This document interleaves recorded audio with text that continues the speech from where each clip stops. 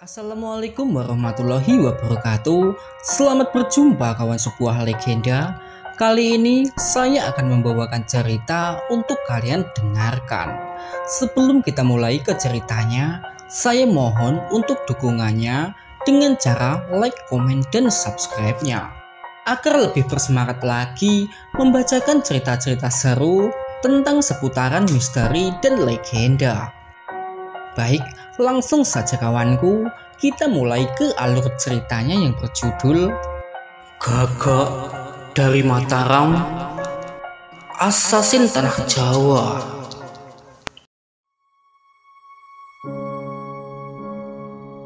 Pagi itu nampak Arya Pinangun yang sedang menunggu Laila Begum sadar dari pingsannya, hingga di mana Argasena dan Balapati yang datang dari atas bukit.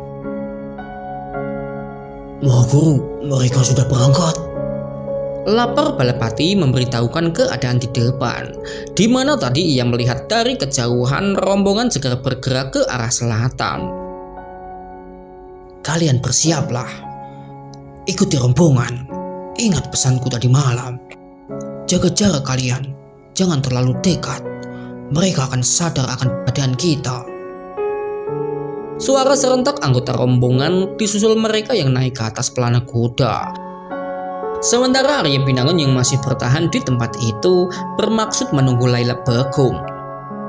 Beberapa saat kemudian terlihat Laila Begum yang perlahan membuka matanya. Laila menatap ke arah sepasang tangan dan kakinya yang sedang terikat. Disusul gadis itu memindai sekeliling hingga tatapannya yang berhenti ke arah Arya Pinangun yang sedang duduk tak jauh dari tempatnya berada. Laila memikirkan tentang kejadian tadi malam hingga wajah gadis itu yang berubah memerah padam. Bangsat kamu Arya, bunuh saja aku. Tidak ada gunanya aku hidup lagi. Teriak Laila seperti orang gila. Arya Pinangun hanya menggeleng-gelengkan kepalanya. Sampai di mana Arya Pinangun yang berjalan mendekati Laila. Cepat bunuh aku. Aku tidak takut kepadamu Arya. Arya Pinangun segera mengambil seutas tali yang telah disiapkan sebelumnya. Mau apa kamu? Ucap Laila saat Arya Pinangun melilitkan tali ke leher Laila Begum. Bangsat, mau apa kamu? Ucapan terakhir yang terdengar sebelum tali itu membungkam mulut Laila Begum. Laila meronta-ronta sembari berusaha berteriak saat Arya Pinangun meraih tubuh Laila guna menggendongnya. Laila meronta-ronta di atas pundak Arya Pinangun hingga di mana pemuda itu yang meletakkan tubuh Laila ke atas pelana kuda. Sesaat kemudian nampak Arya Pinangun yang membawa kudanya sembari menuntun kuda yang membawa tubuh Laila hingga tertuju ke arah selatan guna menyusul Birandra serta yang lain. Bersamaan waktu yang berjalan tak terasa hampir 1000 tombak jarak telah Arya Pinangun tempuh. Arya Pinangun menarik tali kekang kuda dikarenakan melihat Laila yang meneteskan air matanya. Laila, apa kamu ingin membuka tali yang membungkam mulutmu itu? Laila mengangguk-anggukkan kepala. Baik, tapi kamu harus janji tidak akan berteriak-teriak lagi. Melihat Laila yang nampak tersiksa, Arya Pinangun segera melepas tali yang ia gunakan untuk membungkam mulut Laila. Dasar lelaki biadab. Suara yang pertama kali dari mulut Laila Begum dikarenakan rahangnya yang merasa sakit akibat tali yang digunakan untuk membungkamnya. Ingat janjimu Laila, untuk tidak berteriak, atau kamu mau kubungkam mulutmu lagi. Terlihat Laila membuang air ludahnya, di mana Arya Pinangun yang kembali membawa kudanya serta kuda yang ditunggangi Laila melaju ke arah depan bermaksud mengejar rombongannya. Sementara Laila Begum hanya bisa terdiam selama di perjalanan, hingga di mana mereka yang berhasil menyusul Birandra serta yang lain. Wah guru, ucap Argasena dan Balepati menyambut kedatangan Arya Binangun. Ada apa Balepati, Argasena? Mereka telah berhenti, Maha Guru. Sepertinya mereka sedang mengumpulkan bekal untuk perjalanan, Maha Guru. Arya Binangun mengangguk-anggukkan kepala, disusul pemuda itu yang menurunkan tubuh Laila Begum dari atas pelana kudanya. Laila, aku akan melepaskan tali ini. Tapi ingat, kamu harus berjanji tidak akan berbuat macam-macam lagi. Laila menatap tajam ke arah Arya Binangun. Lepaskan. Berjanjilah Laila, maka aku akan lepaskan. Aku berjanji demi Rob semesta. Sekarang lepaskan aku. Ucap Laila yang merasa tersiksa atas tali yang mengikat sepasang tangan dan kakinya. Mendengar itu Arya Binangun tersenyum, disusul pemuda itu yang membuka ikatan tali yang melilit. Pergilah ke sana, serta diam, jangan kemana-mana, atau kamu ingin tali ini mengikatmu lagi. Ancam Arya Binangun sembari menuju ke arah sebuah pohon. Laila tak berani membantah Arya Binangun. Terlihat gadis itu yang berjalan tertatih-tatih menuju ke arah pohon yang dimaksud. Sementara di mana Arya Binangun yang membagi tugas kepada rombongannya. Hingga siang itu Argasena dan Balepati kembali ditugaskan mengintai rombongan Ki Jafari yang berada sekitar 7.000 tombak di depan mereka. Sementara Birandra serta 5 pemuda ditugaskan berburu sembari mencari kayu bakar. Sedangkan Wirajaya mencari air minum untuk kebutuhan rombongan.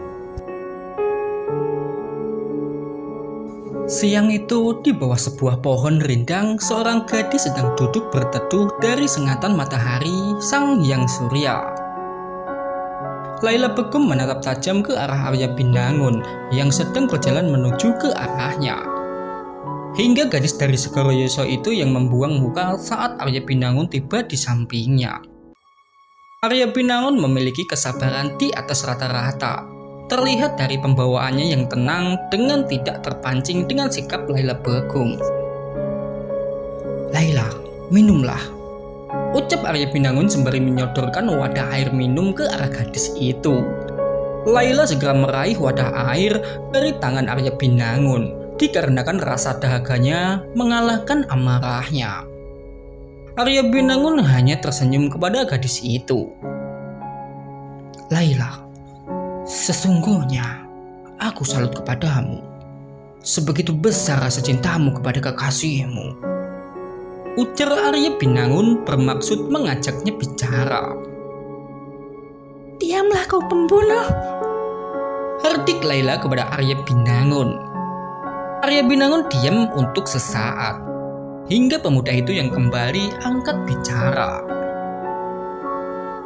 Laila, seandainya kamu berada di posisiku, apa yang harus kamu lakukan jika ada orang yang ingin membunuhmu?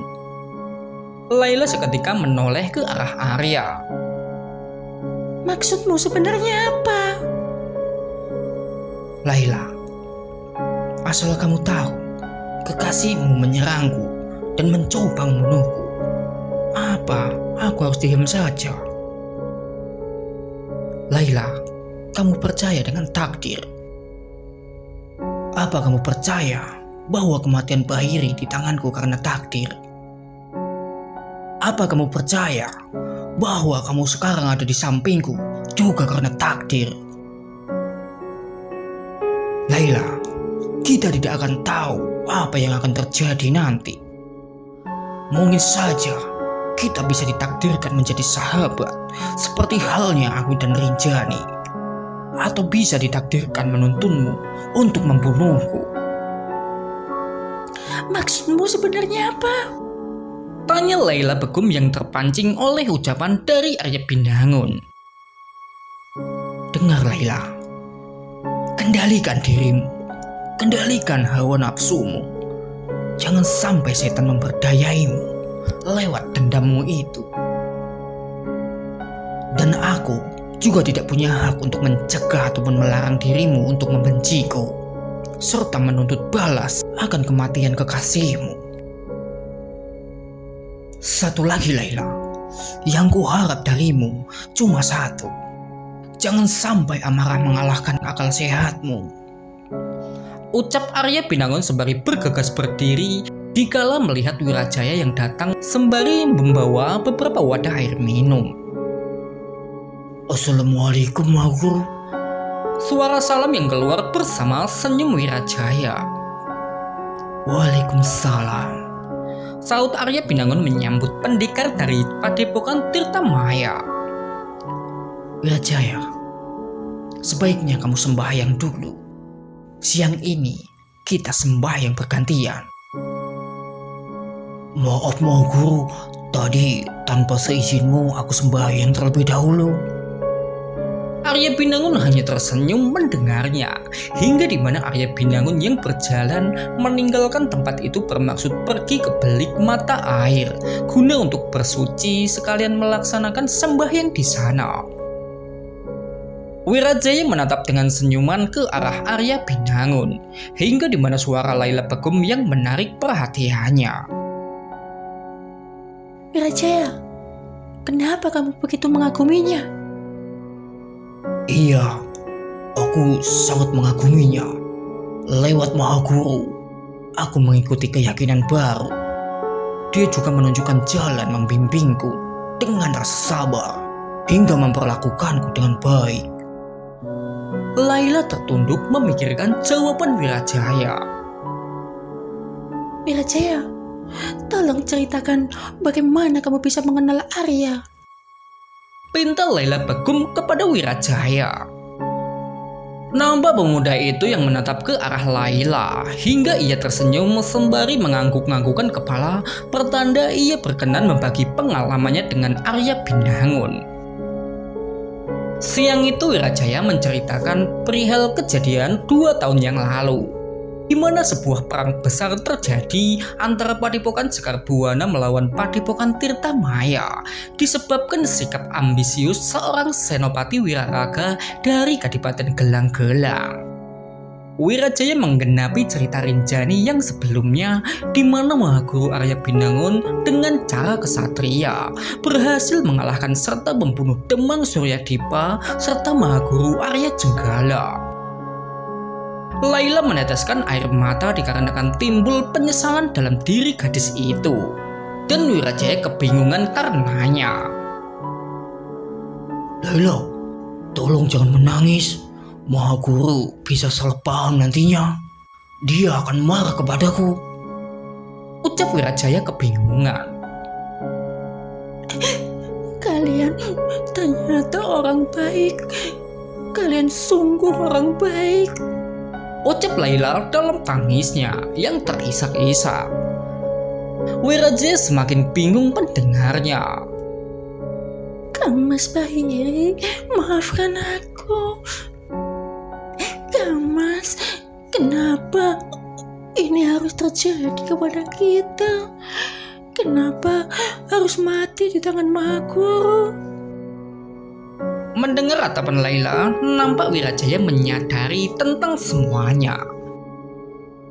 Laila, apapun yang akan terjadi, semua itu hanya takdir Laila. Tugas kita hanya menjalankan sembari membawa diri. Nasihat Wirajaya kepada Laila. Mendengar itu Laila menangis lebih kencang. Wirajaya semakin bingung dengan isi hati wanita. Hingga ia yang diam 1000 bahasa sembari berusaha sabar mendengar suara tangisan wanita di sampingnya. Sesaat kemudian nampak Arya Binangun yang datang setelah selesai menjalankan sembahyangnya. Maha Guru, ucap Wirajaya kegirangan melihat Arya Binangun. Mendengar itu Laila segera diam sembari mencoba menghapus air matanya. Ada apa Wirajaya? Kenapa Laila ini menangis? Gadis aneh itu dari tadi menangis Maha Guru. Mana menangis? Lihat itu, Laila baik-baik saja.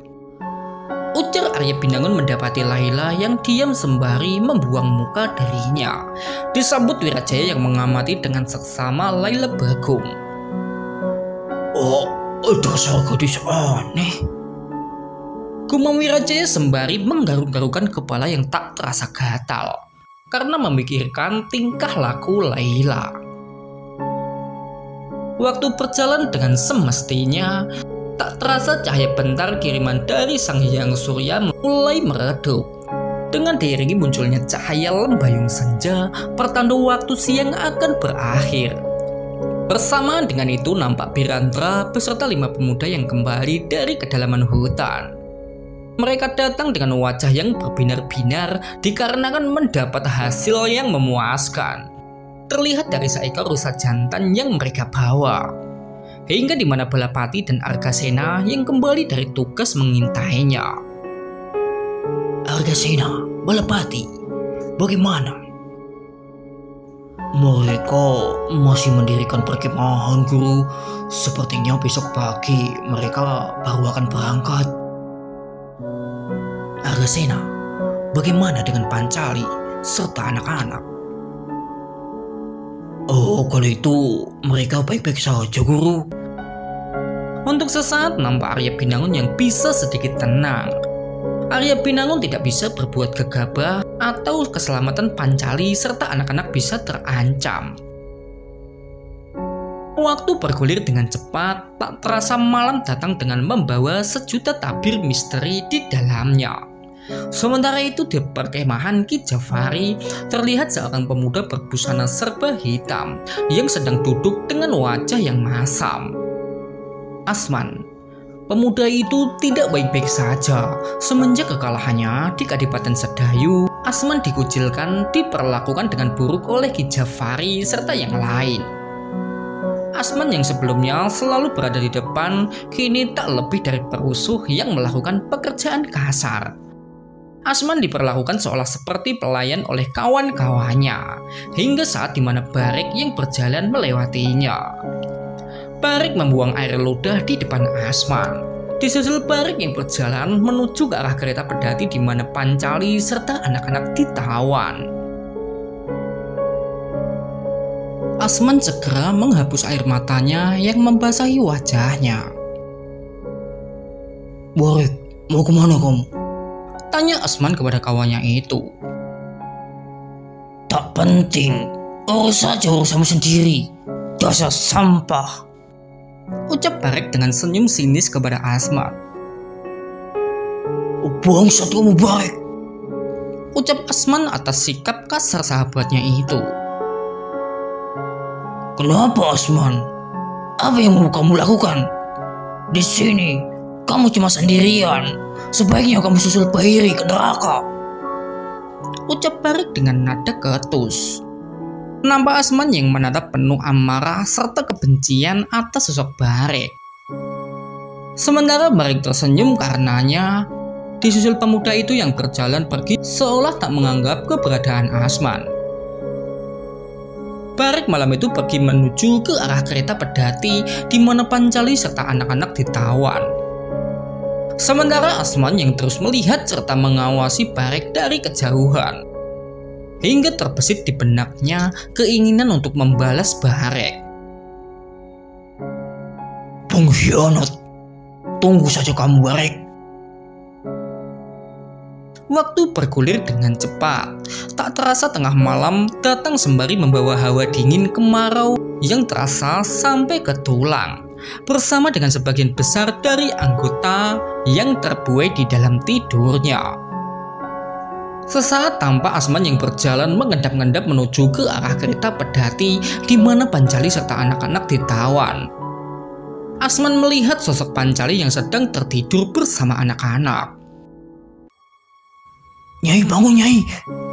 Bisik Asman sembari menepuk-nepuk lengan Pancali yang sedang tertidur lelap.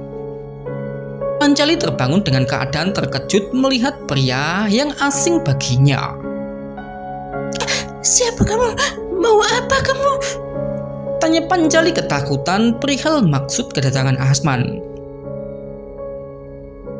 Shh, Nyai, pelankan suaramu. Aku ingin menolongmu. Maksudmu? Nyai, ikut denganku sekarang, kita kabur dari sini. Pancali memikirkan dengan seksama ucapan Asman. Ayo Nyai, sebelum mereka tahu kita akan kabur. Bisik Asman membujuk Pancali agar mau pergi dengannya. Aku akan pergi dengan anak-anak. Sudah Nyai, tinggalkan saja mereka. Kamu tidak akan bisa kabur bersama mereka. Kalau begitu, aku tidak akan pergi dari sini. Nyai, dasar keras kepala, ikutlah pergi denganku sekarang Nyai. Ujar Asman yang mulai emosi atas Pancali. Iya, aku mau pergi. Asal sama anak-anak juga ikut. Oh, dasar bodoh. Mereka akan dengan mudah menangkapmu Nyai jika membawa anak-anak. Tinggalkan aku. Aku tidak akan pergi meninggalkan Raden Mahesa serta anak-anak. Nampak Asman yang kebingungan karenanya. Ayo ikut, ayo. Ucap Asman menarik paksa tangan Pancali. Tidak, lepaskan aku. Aku tidak mau. Teriak Pancali sembari meronta-ronta agar Asman melepaskan tangannya. Hingga di mana anak-anak yang terbangun karena suara Pancali serta Asman. Tolong. Teriak anak-anak sembari membantu Pancali melepaskan diri. Asman ketakutan karena hingga suara gaduh yang terdengar di sepasang telinga dua asasin yang bertugas menjaganya. Oi Asman, mau apa kamu? Diam, jangan ikut campur. Teriak Asman dengan mencabut pedangnya. Melihat itu, dua asasin saling bertukar pandangan. Disusul mereka yang segera menghunuskan pedangnya. Hingga bentrok antara Asman dan anggota asasin tidak bisa dihindari lagi. Tampak dua asasin yang menyerang Asman dengan sekuat tenaga mereka. Asman memiliki kemampuan di atas rata-rata. Dengan cepat Asman mampu melumpuhkan dua asasin yang mencoba menangkapnya. Terdengar suara cerit anak-anak saat melihat dua asasin meregang nyawa di tangan Asman. Hingga di mana Barek serta ratusan asasin yang terbangun dikarenakan kegaduhan yang ditimbulkan oleh Asman. Nyai, pergi denganku sekarang. Bentak Asman kepada Pancali. Tidak, aku tidak mau pergi. Saut Pancali yang kukuh dengan pendiriannya. Oh, dasar keras kepala. Gerutu Asman hingga ia melihat dari kejauhan Barek serta puluhan asasin yang berjalan menuju ke arahnya. Asman tidak bisa berbuat banyak, disusul pemuda itu yang memikirkan cara agar bisa kabur. Lalu Asman yang berlari meninggalkan kereta pedati menuju di mana kuda-kuda tertambat. Asman mengayunkan pedangnya guna memotong kayu pinang yang menjadi tambatan tali kekang ratusan kuda. Terlihat Asman berusaha menakut-nakuti ratusan kuda, mengakibatkan kuda meringkik kemudian berlari berhamburan ke segala arah. Asman! Teriak Barek melihat Asman meloncat naik ke atas punggung kuda. Asman segera membawa kudanya melaju menuju ke arah utara. Cepat-cepat tembak Asman! Teriak Barek kepada puluhan asasin yang bersiap dengan panah tembaknya. Bersama dengan itu para asasin segera melepaskan tembakan anak panah ke arah Asman. Seketika puluhan anak panah yang melesat menuju ke arah Asman hingga di mana Asman yang meringis 3 anak panah berhasil mengenai punggungnya. Bangsat kamu Asman! Cepat pergi, tangkap Asman! Mendengar perintah Barek seketika mereka sadar akan ratusan kuda yang terlepas. Bersama dengan Ki Jafari yang datang bersama pengawalnya. Ki Jafari geram setengah mati melihat apa yang terjadi. Hingga terdengar tamparan yang Ki Jafari hadiahkan ke wajah Barek. Dasar bodoh kamu Barek! bentak Ki Jafari sembari menatap tajam ke arah Barek yang sedang memegangi pipinya yang memerah. Barek, cepat tangkap dan kumpulkan kuda-kuda itu, teriak Ki Jafari kepada anggota rombongannya yang disambut ratusan orang berhamburan ke segala arah guna menangkap ratusan kuda yang terlepas. Malam itu ratusan asasin tidak bisa tidur nyenyak dikarenakan mereka harus mengejar guna mengumpulkan ratusan kuda yang berlari ke segala arah. Sementara itu di arah utara nampak seekor kuda yang melaju pelan membawa Asman yang sedang tak sadarkan diri di atas kuda dikarenakan beberapa anak panah yang menancap di punggungnya. Hingga tanpa Asman sadari, kuda itu sedang membawanya ke tempat Arya Binangun serta rombongan berada. Waktu terus berjalan dengan semestinya. Tak terasa kedudukan Sang Hyang Chandra telah bergeser ke arah barat. Pertanda waktu dini hari menjelang.